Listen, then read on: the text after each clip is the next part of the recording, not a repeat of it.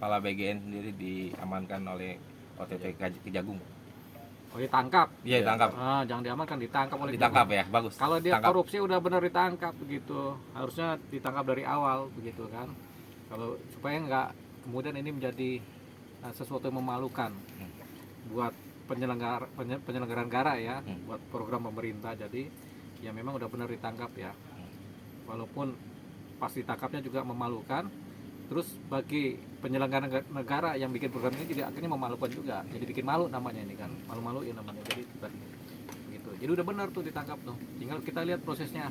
Kalau bisa hukumannya yang besar, 20 tahun penjara gitu. Itu buat efek jerak begitu. Bang, ini kan kalau dilihat dari rekam jejak pemilihan dari Pak Prabowo, melihat ini hanya faktor kedekatan bisa dikatakan. Nah, ini bukan backgroundnya nggak ada sama sekali. Jadi gini.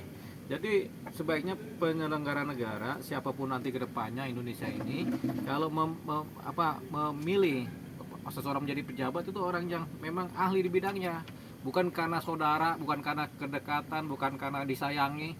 Itu kan omongan yang yang diomongkan oleh Prabowo kan memang akhirnya nggak bagus juga. Masa memilih pejabat karena orang yang disayangi. Nah, itu kan sebenarnya blunder buat seorang presiden kan. Tapi ini nggak cuma di zamannya Pak Prabowo, zamannya Jokowi juga begitu, zamannya sebelum-sebelumnya juga sama juga. Makanya kita akhirnya kedepannya melatih calon-calon pemimpin kita, calon presiden untuk bersikap atau kalau memilih pejabat yang di bawahnya dia harus berdasarkan keahlian.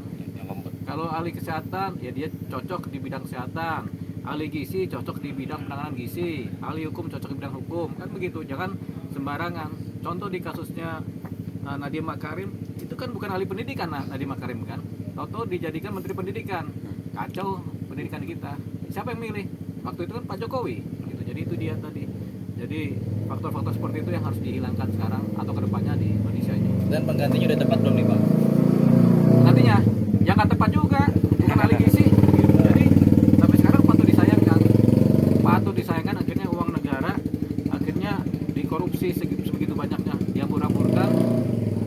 Efektivitas dari programnya nggak jalan secara baik, tapi ternyata tergerus oleh korupsi kan gitu. Karena faktor-faktor tadi, pemilihan pejabat yang tidak mumpuni dan hukum kita yang nggak kuat. Coba gitu.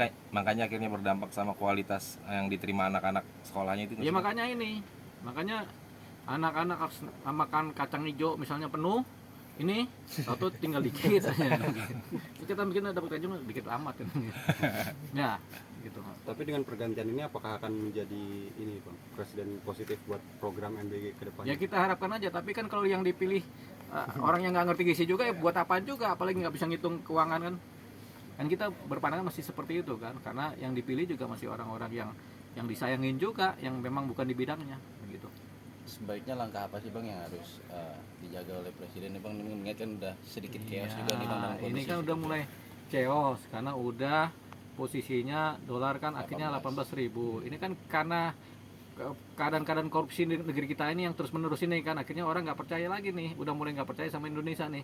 Dikasih duit dikorupsi, ada program korupsi kan begitu kan, timbul ketidakpercayaan atau kekurang percayaan dari internasional begitu. Jadi mau nggak mau 18.000, tapi kita pemerintah juga jangan menyalahkan pemain-pemain falas ya, jangan, karena faktornya adalah kredibilitas. Kalau kredibilitasnya kita rendah di mata internasional ya mata uang kita pasti jatuh gitu. Dengan terakhir Bang, dengar bombardirnya saat yang belakangan ini BGN, apakah ini dari efek domino nih Bang, permainan antar dua catur ini Bang? Ya ada catur-caturan, ini masalah negara. Jadi ini karena bahasa sederhananya mungkin salah urus gitu ya. Oke. Oke. Terima kasih Bang. Ya.